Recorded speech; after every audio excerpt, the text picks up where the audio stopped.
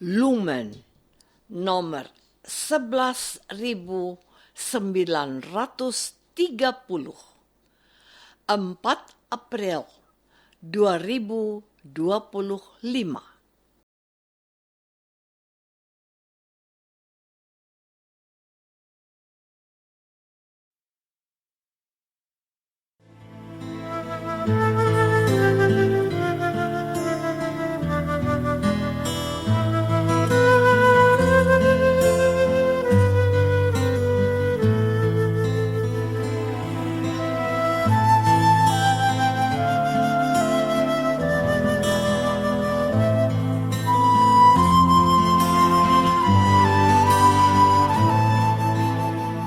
Saudara pendengar di segenap penjuru tanah air, selamat bergabung dengan Lumen Indonesia.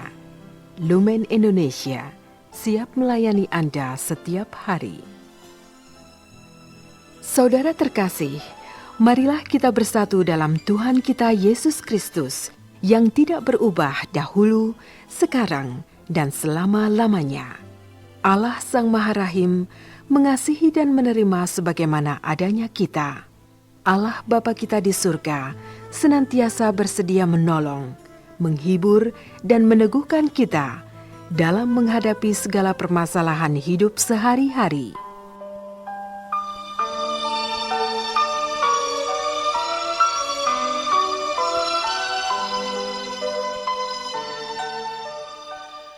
Saudara-saudari, marilah kita mendengarkan renungan dengan judul Tanda Tanya tentang Yesus.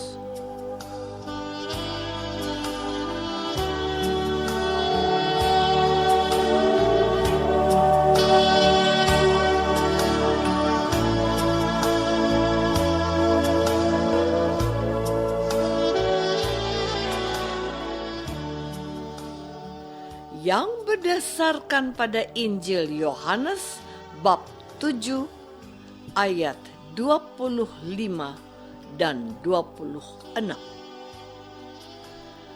Beberapa orang berkata, "Bukankah dia ini yang mereka mau bunuh?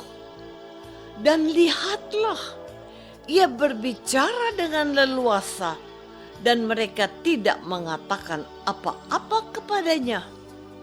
Mungkinkah pemimpin kita benar-benar sudah tahu bahwa ia adalah Kristus?"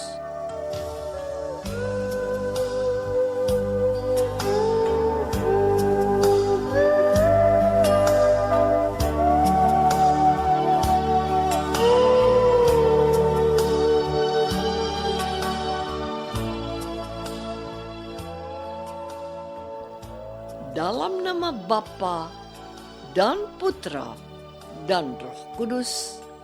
Amin.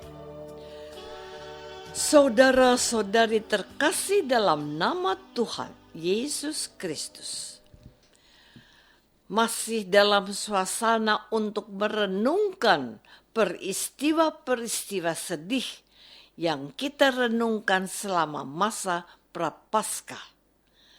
Hari ini, hari Jumat, biasanya beberapa umat Katolik meluangkan waktu untuk mengikuti devosi dan ibadah jalan salib untuk merenungkan misteri penyaliban Tuhan Yesus. Pada hari ini, kita dibawa pada situasi menegangkan dan menggelisahkan yang ada di hati orang-orang di Yerusalem. Mereka itu galau terhadap sikap yang tampaknya membingungkan. Katanya para pemimpin mereka mau membunuh Yesus. Namun kok mereka sepertinya tenang-tenang saja? Muncullah kata-kata ini. Mungkinkah pemimpin kita benar-benar sudah tahu bahwa ia adalah Kristus? Tetapi tentang orang ini kita tahu dari mana asalnya. Tetapi bila mana Kristus datang, tidak ada seorang pun yang tahu dari mana asalnya.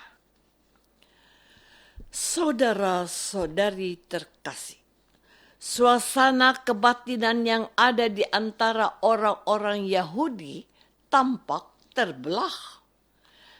Banyak orang mencari Yesus dan mengikuti Dia, sebab Dia mengajar tidak seperti orang-orang Farisi dan ahli-ahli Taurat. Namun, tidak sedikit juga orang-orang yang termakan oleh provokasi dan hasutan para pemuka agama Yahudi. Karena Yesus itu tidak taat pada hukum-hukum Taurat. Ia melanggar hukum Sabat dengan menyembuhkan orang sakit. Murid-muridnya juga memetik gandum dan memakannya. Padahal hari itu adalah hari Sabat. Mereka mempersoalkan firman-Nya yang berkata, "Dosamu sudah diampuni." Memangnya kamu siapa? Yang bisa mengampunikan hanya Allah? Apakah engkau hendak menyamakan dirimu dengan Allah? Tetapi banyak orang yang terpikat pada Yesus karena Ia membela orang berdosa, orang miskin, dan menyembuhkan orang yang sakit. Yesus mengampuni mereka dan memberikan mereka kesempatan kedua untuk bertobat.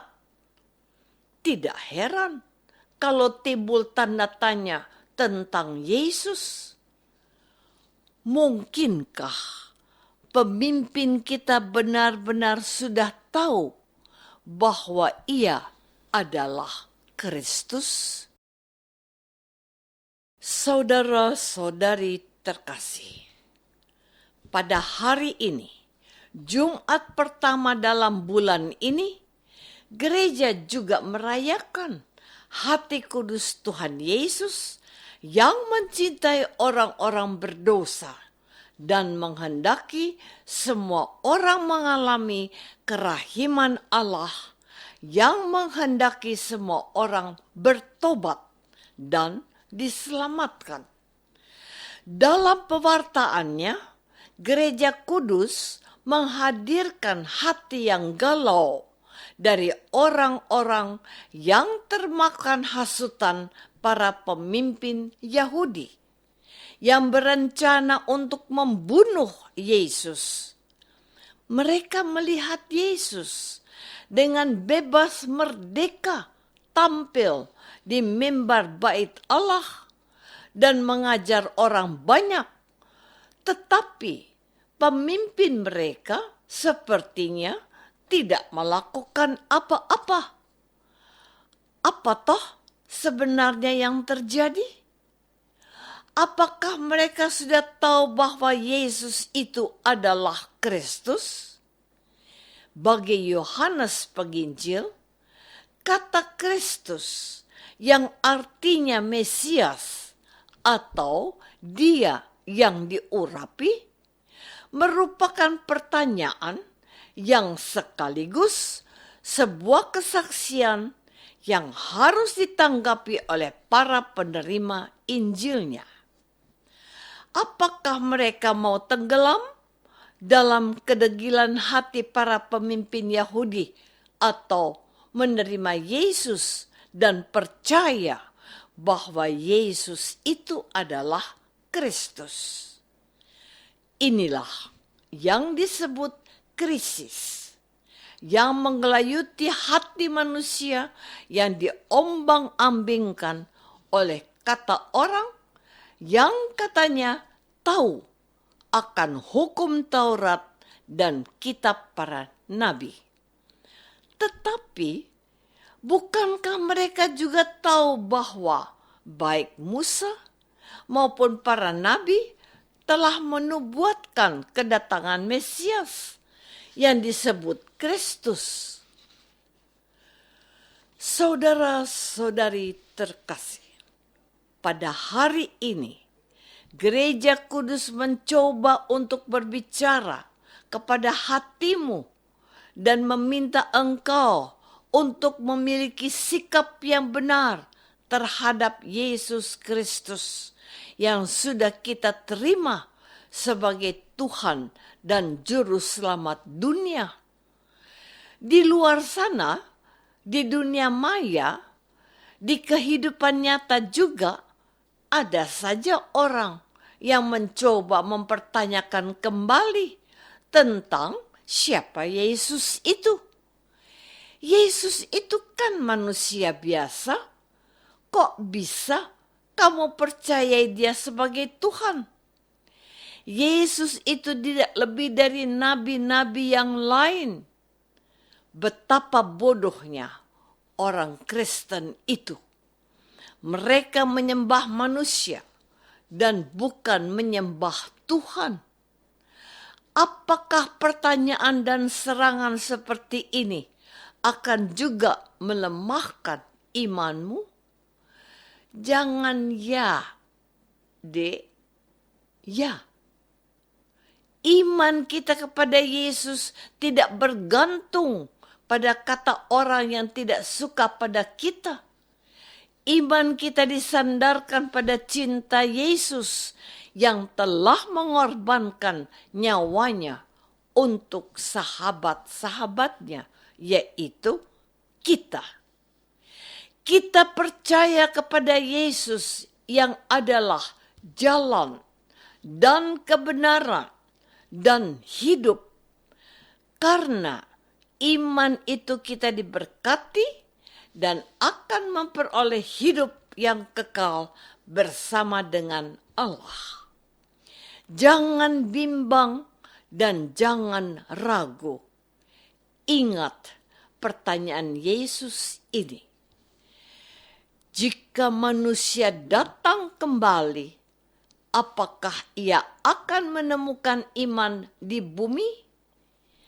Hanya Yesus yang menyediakan tempat bagi kita di rumah Bapaknya.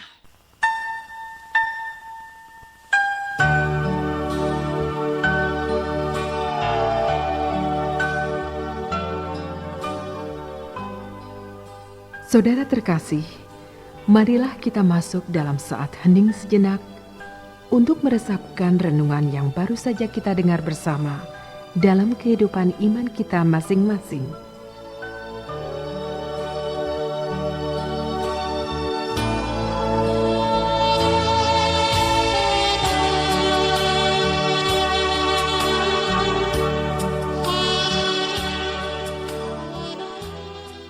Apakah kita tetap teguh percaya pada pengorbanan Yesus di salib untuk diri kita? Marilah kita berdoa. Bapa yang Maha Baik, dengan merenungkan kesengsaraan Yesus, kami percaya akan cintanya yang luar biasa kepada kami. Kuatkanlah iman kami dan buatlah kami teguh berpegang pada janjinya, sebab dialah Putramu, Tuhan dan pengantara kami. Amin. Semoga kita semua selalu dinaungi dan dibimbing oleh berkat Allah yang Maha Kuasa. Dalam nama Bapa dan Putra dan Roh Kudus. Amin.